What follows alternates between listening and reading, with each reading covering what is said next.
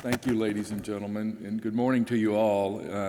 I'm Will Jordan, your president-elect, and I get this distinct honor to introduce our president, William A. Marston.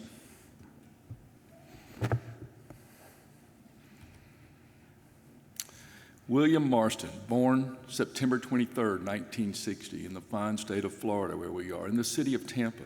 He was a happy child, had many pursuits. However, it was somewhat difficult to gather too much real badness on Bill, right?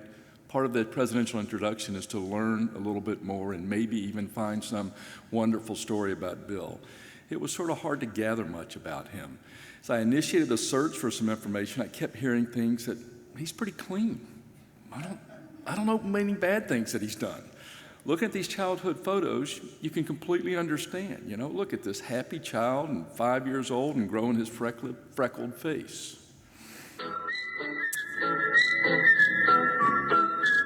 Maybe that's why. Maybe it's a cameo.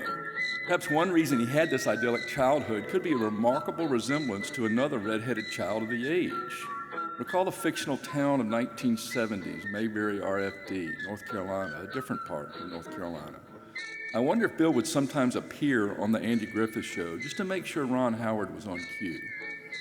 Well done, Bill. He was active in sports, pursued a career early in tennis. Here he is, Billy, I might note, Billy at age 5, hanging on the net. They say he wanted a big contract, realized it wouldn't quite go, so instead he went to baseball.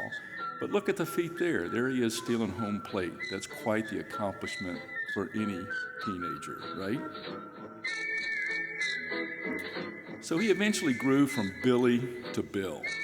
And you can inspect these photos. First, that middle school photo, where he obviously was sporting the fashion of the day, learned to wear a tie, and I really like the sweater, Bill. It's really nice, all right? Actually, the only real concern that I would have between these two photos is the stifled hairstyle. Never changed, parted in the middle, always looks great. Bill, I still only wonder about other great movie stars if they actually grew. And, you know, let's look at Opie. He grew, he changed the hairstyle some, too. And then finally, when you look at this senior photo, that's senior in high school. He is Bill, and you can look, he had the obligatory sports. That would be football, basketball, baseball, frisbee club. But couch wars? You gonna tell us about couch wars? That's gonna be good, all right? Maybe I'll have to ask Laurie about that one. She couldn't get much.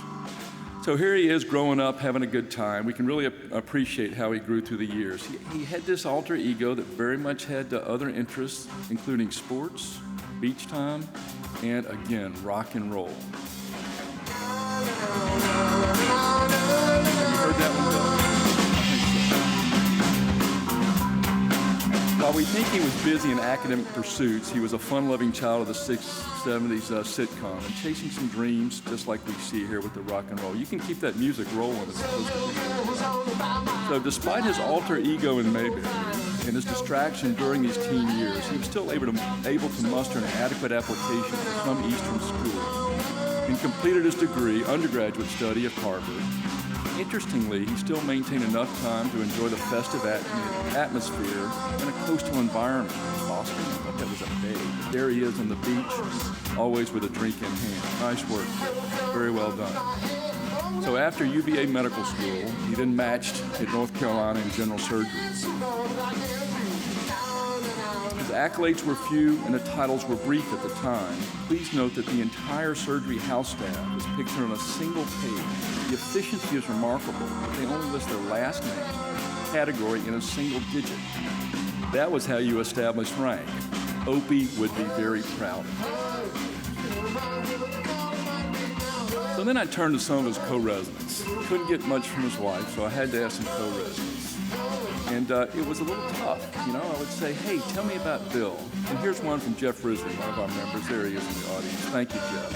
He said, no real dirt. He was known as the master of stealth during residency. He was always available to answer questions, but nobody ever knew where he was.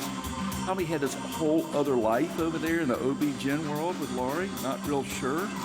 And he would never tell you exactly where he was. He'd just say, I'm around. He was known as the master of stealth, before stealth bombers were even around, almost like he was the invisible man answering the telephone. So he was there, I'm around. Well, he was also known as being calm, cool, laid-back Bill. Residency wasn't too tough for him. He just got along just fine. And here he's pondering his next rock gig or what he's going to do with his teammates. They did finally get a picture of him on rounds. He was with the team.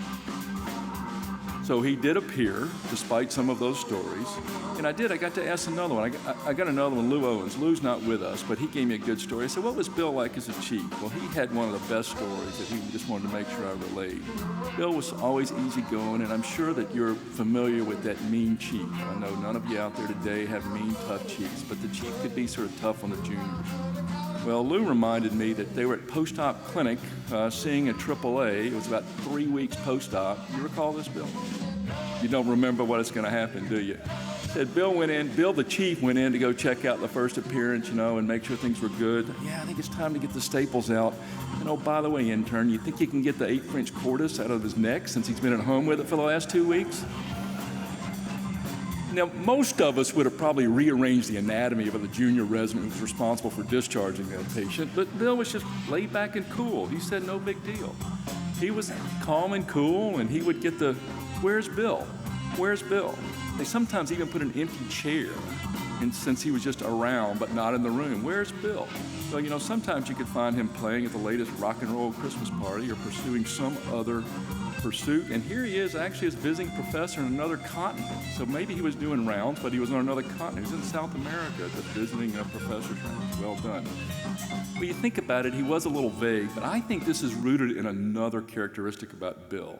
The empty chair might be there, but actually he just has this truthfulness that is just delivered into him. You even want to wonder about his ancestral background, right?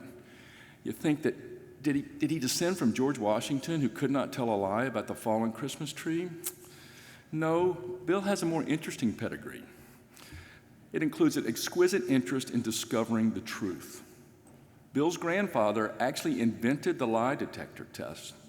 The famous Professor William Marston, studied the physiologic changes that occur when someone tells a lie. Perspiration increases, heart rate rises, blood pressure becomes elevated. The famous polygraph. You can see this picture here, but more importantly, Professor Marston, no longer with us, obviously, but he's had some more recent characterizations, and I would cautiously recommend to you a 2017 film titled Professor Marston and the Wonder Women. Bill put me onto that, will tell you a lot about this. And you see the quote says, your heart pumps a record of the truth. Very well spoken. Recall the same Professor Marston, is the one that invented Wonder Woman and sold those rights to DC Comics. She's the one who had the golden lasso and would wrap around, and you had to tell the truth whenever that occurred. So Bill has a very interesting pedigree, and I think that the truthfulness is in your DNA, and that's where it comes from. So let me shift to some of the other things. He has obviously been pursuing other vascular discovery and finding the truth. And here he is pictured with Enrico Criado doing an aortic endograft in an animal model back in 1991. This is a nice publication about this in Annals of Vascular Surgery in '97. So again, some of the truthfulness. He did some of this during his residency when he took time out, but I also think it could have been for another distraction, and that was Laurie. Laurie could not be with us today, but she did send some of these helpful photos, and she kept saying, yeah, he's sort of clean, there's not much. But he did get distracted, I think, during residency, and you can see that this courtship continued. He would go on scuba trips, and it eventually matured, where they were married during residency, and then you can see their young daughter, Rachel. They have enjoyed many years together, and she was a helpful source for some of this information. Should also comment that the other UNC faculty, specifically Chief Keetsie, one of our members, also saw great potential in Bill, and he hired him on his faculty, and he quickly rose through the ranks, where he eventually assumed Dr. Keegsie's position and served as chief of the division for 10 years in 2018. He's pictured here with their current chief, Mark Farber, and another associate pediatric surgeon, Tim Weiner. But Bill then continues in his other interests, specifically his rocking rollers, as I say. And he also has his cameo with the rock band Deep Purple. You have to see that very carefully. He continues to enjoy other lifetime relaxing pursuits. He's pictured here with his friends Mark Passman, Rob McClafferty, and what Dr. Passman told me was right before the shutdown. Obviously still maintains some activity in his coastal activity with the Reef Runner. I will let you decide what the real purpose was for that. And he still does make occasional stealth appearances. I'm not certain exactly what was hiding behind the face paint and the bandana, and I would not have picked Bill out in that crowd. Or what about this other rock group that there he is hiding in the back? He's got a bandana on and shades, but you can find him when you look carefully. So he's going to tell us some about his other stealthy life. But let me pause now, and I'll go back to the other point that he has been a fantastic service to our specialty. He's served us well. He remains committed to our society. He's provided outstanding science. He's worked on committees, represented us to the SVS Board of Directors, Strategic Board of Directors. Quietly, consistently, strategically, Bill has maintained this almost alter ego in a different area of venous disease, one we don't talk about as much here. He's been a consistent voice there. He reminds us all of the continued need for wound healing assessment, clinical trials, and he's contributed great to that society. You can also note down here in this bottom segment that he soon will be installed as president of the American Venous Forum. You want to ask again, where's Bill? Has anybody spotted him? He's hiding there in the back, of course. His hairdo mixes so nicely with the background, you have to magnify it to show him. Again, trying to be stealthy. So not always stealthy. Here he is pictured with his loving family, wife Laurie, daughter Rachel.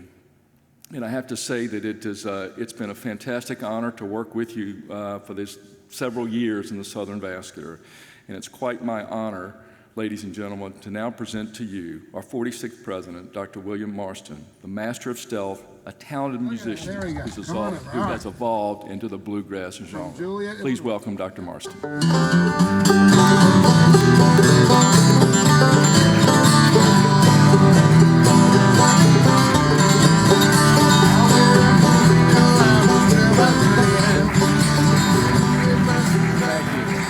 Thank you all so much. Shout outs to my fellow musician banjo player Ted Van Dyke there, singer extraordinaire. So first, before I start, I just want to send my thanks to each and every one of you who came to this meeting.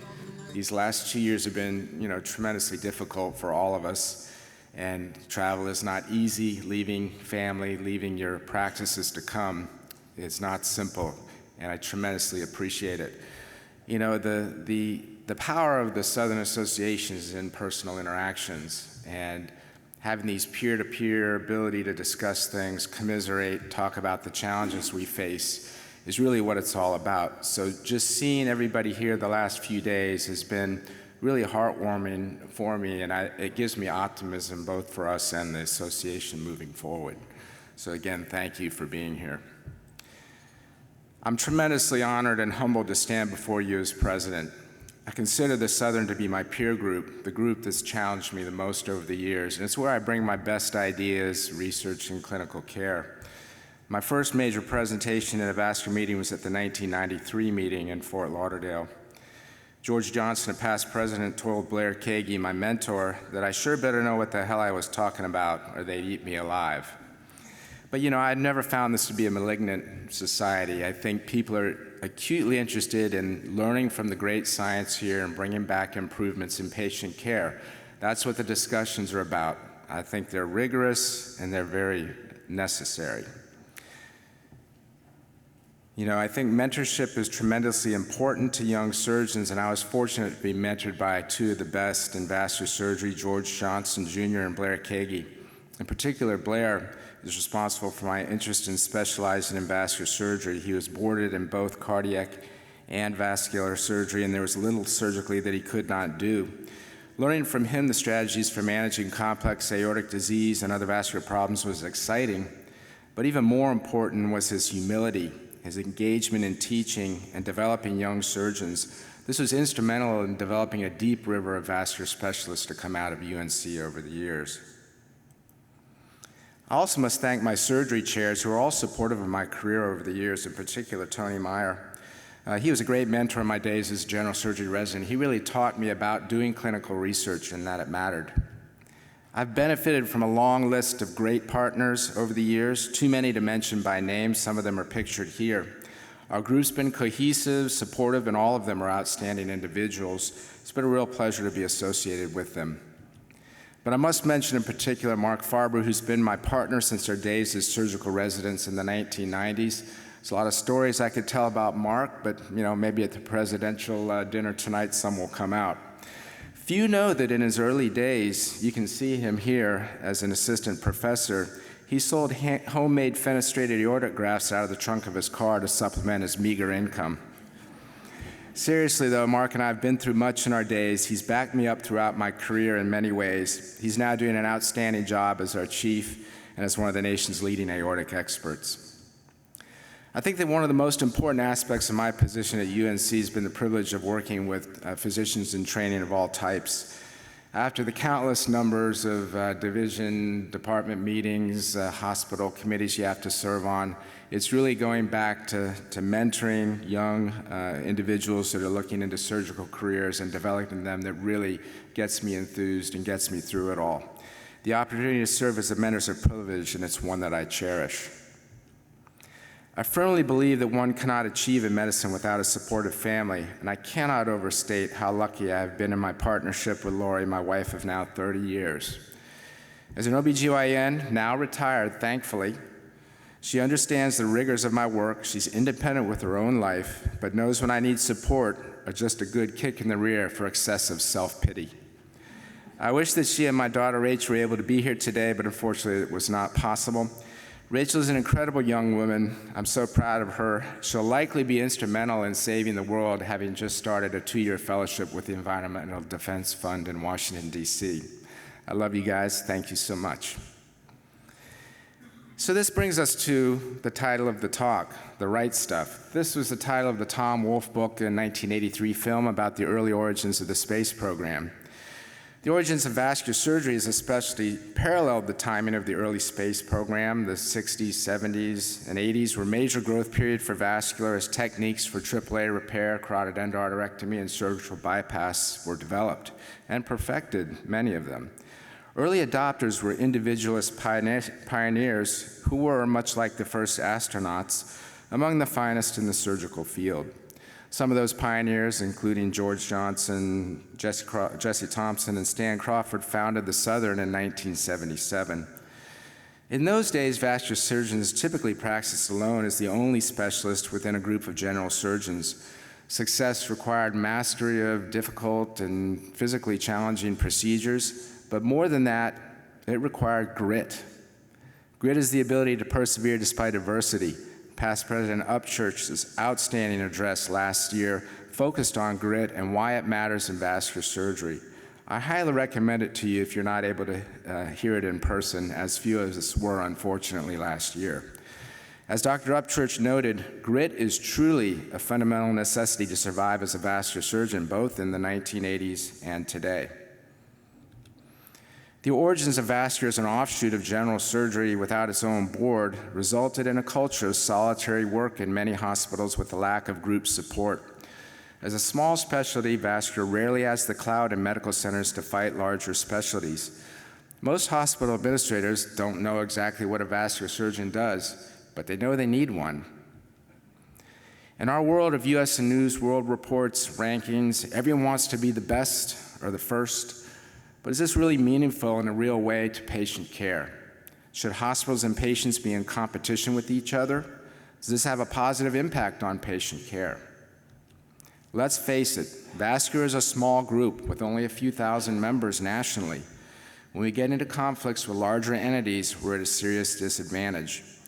However, worse than the external pressures, vascular surgeons often are not supportive of each other. We're a competitive group with many examples of individualistic behavior where collaborative work would be better. So it's not surprising, combining a rigorous, stressful occupation with the external factors I've outlined, there's a high rate of burnout in our specialty. Past President Sam Money, in his 2017 address, highlighted the high levels of work requirement, call nights, high rates of burnout, and chronic pain described by vascular surgeons in surveys. There's also significant depression rates and suicide ideation in our general surgeons and vascular surgeons in this country, but few seek out professional help due to concerns with medical licensing issues. And all of this information predates the effects of the pandemic. Clearly, this is resulting in increased patient complexity, reduced support staff, and stress levels are going up even higher, disproportionately affecting those by gender, as some surveys have shown. Early retirement and other factors are reducing our workforce. So the question is, given this current perfect storm of challenges, how should vascular surgery respond? How do we create teams to effectively manage patient care while managing our own health and our own potential for a satisfying professional career? Do I have all the answers? Clearly I don't. So in that situation, it's time for a digression. And soon-to-be President Jordan really teed this one up for me. This is my grandfather, William Moulton Marston. As noted, he unfortunately died in 1947 at the age of 53 of the effects of polio and metastatic melanoma. As noted, he was the creator of the comic book character Wonder Woman, and he was known as a psychologist who performed early and, I must admit, imperfect work on physiologic changes related to lie detection. His life and the origins of Wonder Woman character were explored in this scholarly book by Harvard professor Joe Lepore. Much of the information I'll present to you now comes from this book, as well as the recollections of my father, Byrne. My grandfather received 3 degrees from Harvard, which indicates he was probably pretty smart, and maybe he also had a lot of time on his hands, which seemed to be true. You know, the field of psychology was sort of in its origins in those days of the 20s and 30s, and he was very interested in the physiology behind emotional responses. That was his initial work was in that, and that led him into the truth detection information, noticing that there were changes in heart rate and blood pressure when patients related untruthful information. Although he attempted to gain acceptance for his early quote-unquote lie detector case in high visible legal cases, he really had not done enough work on this. It wasn't really accurate enough to convince the legal courts to accept this as evidence at that time. Concurrent, though, with his polygraph work, Marston developed ideas that women were more truthful and actually superior to men in numerous cognitive functions, and therefore better suited to leadership roles in business, government, and law. In fact, in a book release press conference in 1937, he stated that women would one day rule the world, which today doesn't sound so, impressive, but remember that they only received the ability to vote in 1920, right? So he was a little bit ahead of his time here. In 1940, he met with Charlie Gaines, the editor of All American Comics, and, comics were much more mainstream in those days than they are today, except in certain groups. But he asked why there were no female superheroes in the comics at that time. Initially, Gaines was resistant to developing a female superhero, but eventually agreed to the development of Wonder Woman. Her inaugural edition was published in December 1941, just as America entered World War II. However, rather than focusing on the accomplishments of my grandfather, I prefer to introduce you to these women. On your right is my paternal grandmother, Ethel Byrne. On the left is a woman she lived with who we all called Keetsie. When I was a child, we would visit them in their apartment in Arlington, Virginia, and they would dote on us. We loved visiting them. They were nice to us, had lots of candy, and really cool comic books everywhere. Olive Byrne was born in 1904 to Ethel and Jack Byrne. Ethel Higgins Byrne was one of 11 children in an Irish-American family. One of her sisters, Margaret, later became noted birth control activist Margaret Sanger, founder of Planned Parenthood. Ethel married Jack Byrne at the age of 20, but unfortunately it was not a happy marriage as Jack became increasingly abusive due to alcoholism. When Olive was 3 years old, Ethel decided she and the children could not stay, so she left with the children, left them with their paternal grandparents and moved to New York City. Ethel had seen the hardship placed on her mother of constant pregnancy during her childhood and desperately wanted to avoid that fate. Moreover, she was excited by the growing movement for women's rights and decided to leave her family to participate in the movement. She passionately believed in the cause. She and her sister, Margaret Sanger, felt that they saw numerous women with ruinous effects that were traced to a lack of birth control. They opened the first women's birth control clinic in the U.S. in Brooklyn, New York. Promptly thereafter, Ethel and Margaret were arrested and jailed in New York City for distributing information related to birth control. While in jail, Ethel chose to go on a hunger strike to raise awareness for women's rights and would likely have died in prison without the intervention of Margaret Sanger, who made a deal with the authorities for her release.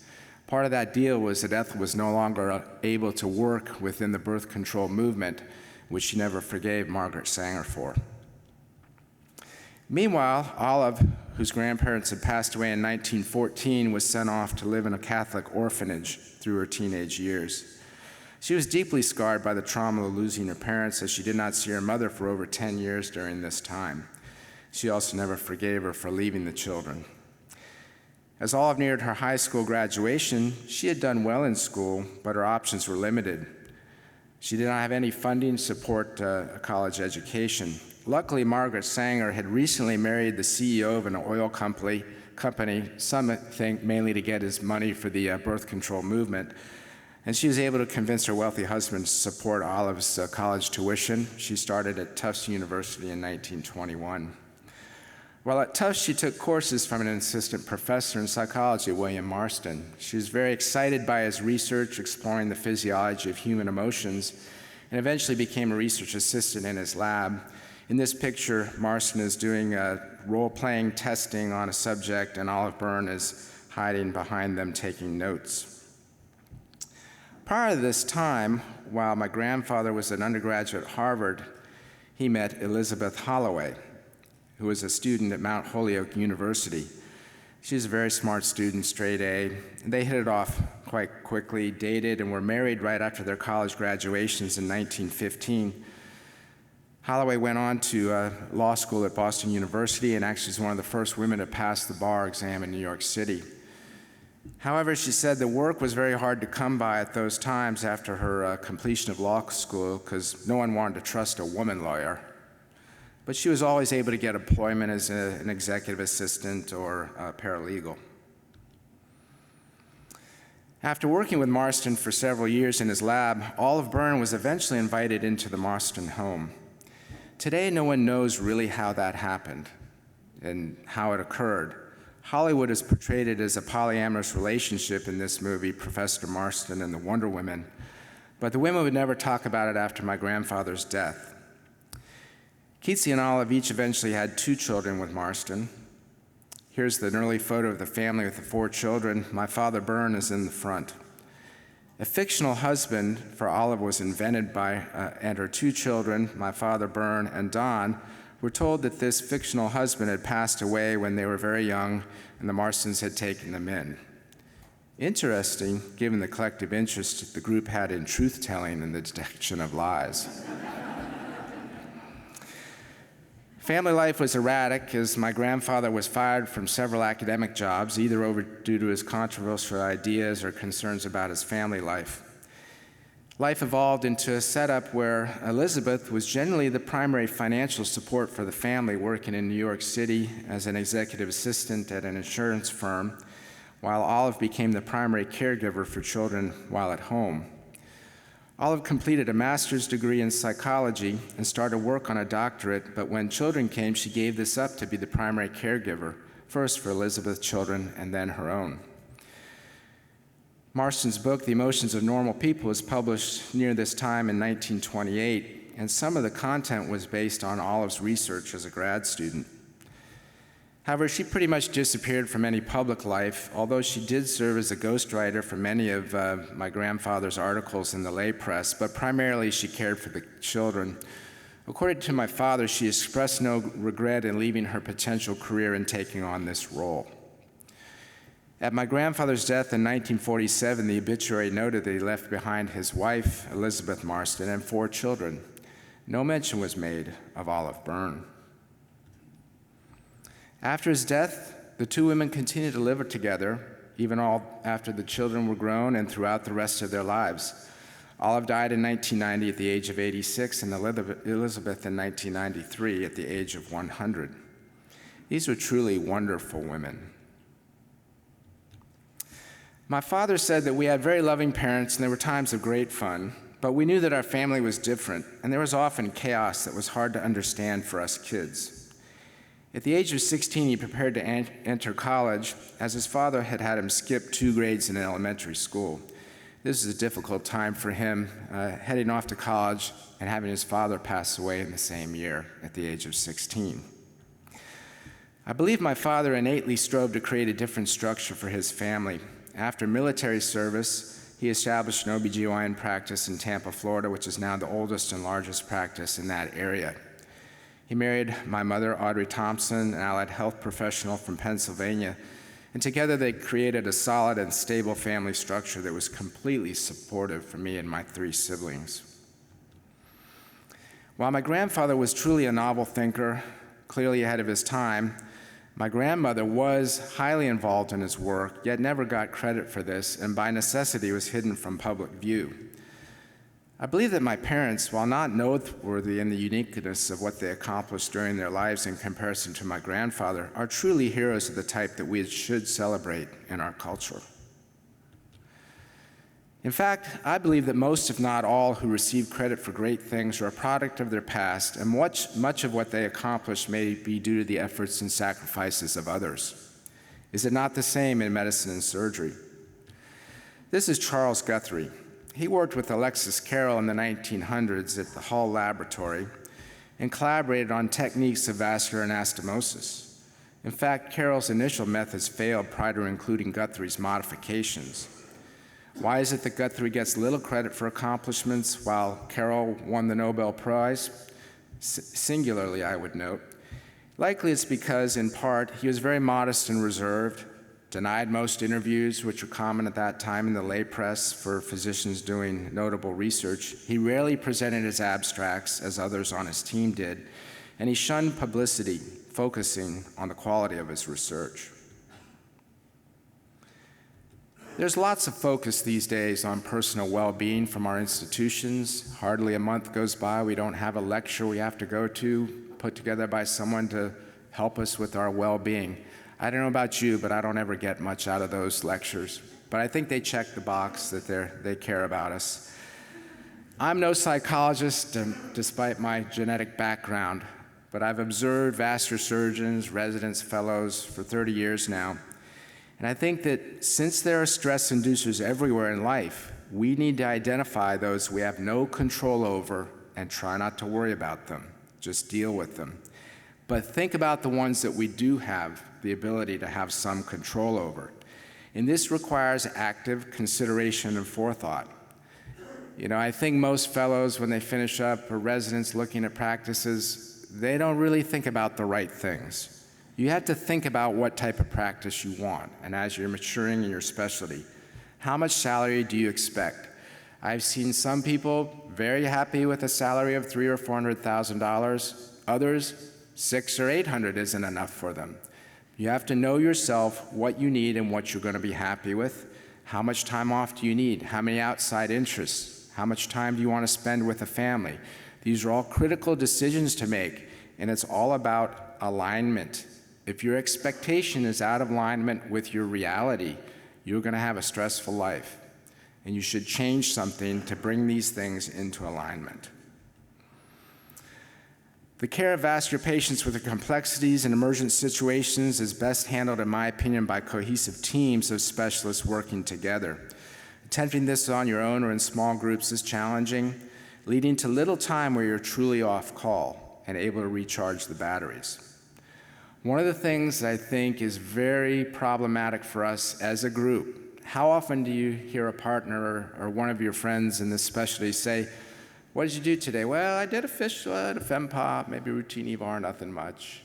I mean, these are remarkable things we are trained to do. Take credit for it every day, what you do. We're sort of conditioned to say, if we don't do something like the cases we see presented at the Southern, we didn't do something that's important. That's not the case at all, and I think I'll show you why in a minute. Our patients don't know or care if something is complicated from the surgeon's perspective. They just hope their problem will be handled by somebody who's an expert and does a good job with it. Creating a good AV fistula is as important as fixing the complex carotid or aneurysm. Allow me another short digression. This is my brother Ted. He's my younger brother by about 5 years. And as if the pandemic wasn't bad enough, in early 2020 we found out that he was diagnosed with acute myelogenous leukemia. It's not a good thing, as you know. But he's strong as a horse, and he went through several rounds of intensive chemotherapy. The experts at the Moffitt Cancer Center in Tampa got him into remission and determined that his best chances were with a bone marrow transplant. Well, luckily, I was identified as a good match, and preparations were made for me to donate cells for him. So I don't know if you all know much about bone marrow donation. I knew very little about it.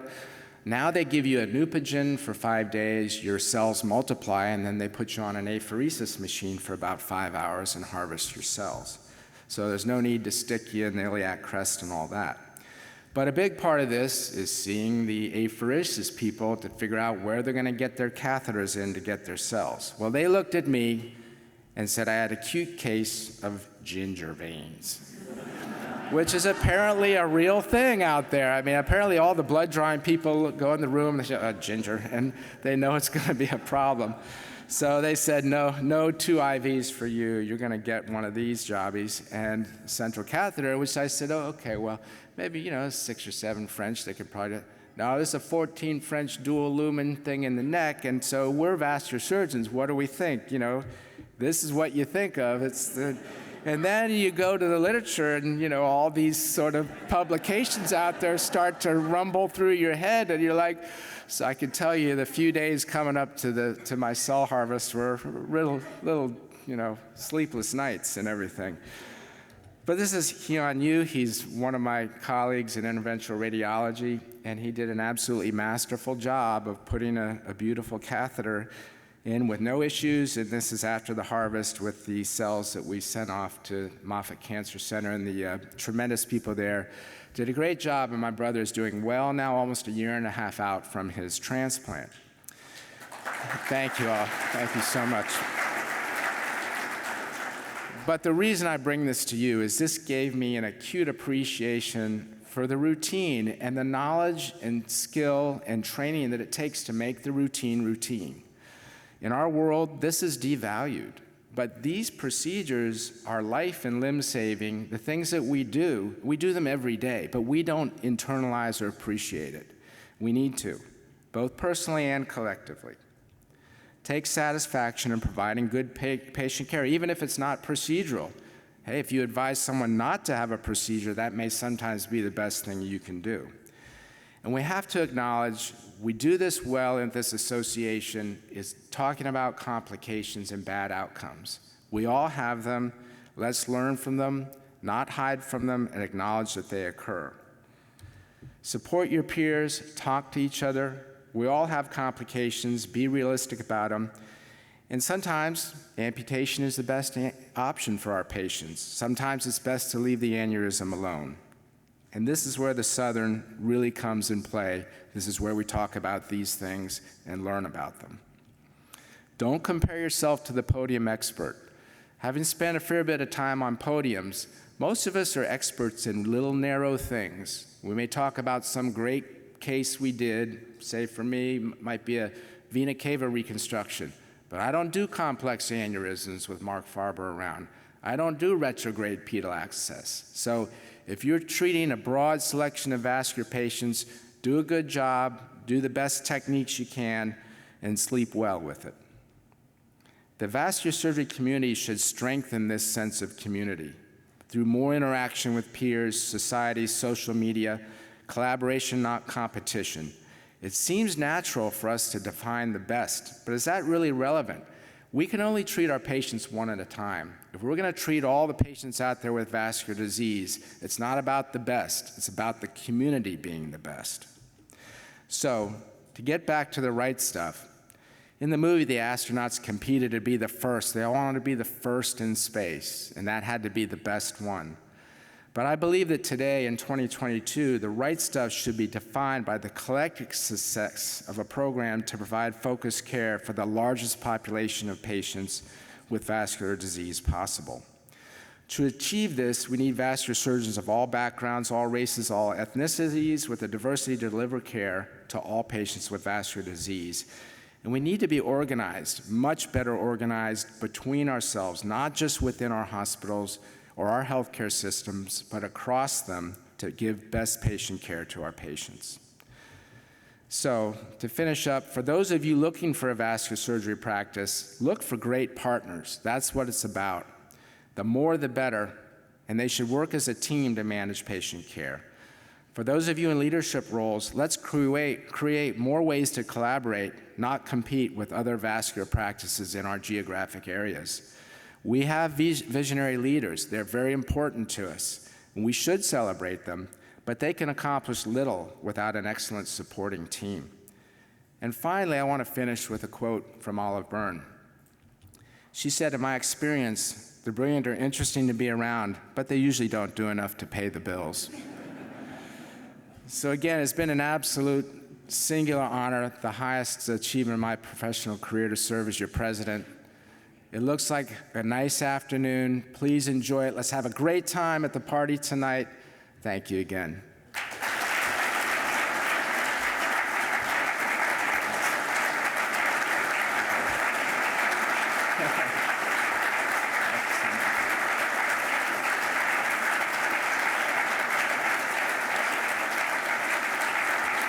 Thank you. Appreciate